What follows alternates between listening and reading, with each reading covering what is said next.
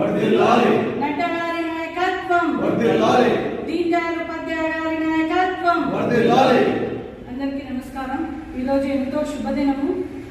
మనము పెద్దలు పండిత్ దీన్ దయాళ్ ఉపాధ్యాయ గారు వారు ఏకాత్మత మానవతావాద సిద్ధాంతాన్ని సంఘకి పరిచయం చేసి అంత్యోదయ అనే ఒక నినాదంతో చిట్ట చివరి వ్యక్తికి కూడా మనం ఏదైతే సంక్షేమ పథకాలు ఉంటాయో అవన్నీ కూడా చిట్ట చివరి వ్యక్తికి కూడా అందజేయాలనే ఉద్దేశంతో అంత్యోదయాన్ని వాళ్ళు స్థాపించడం జరిగింది.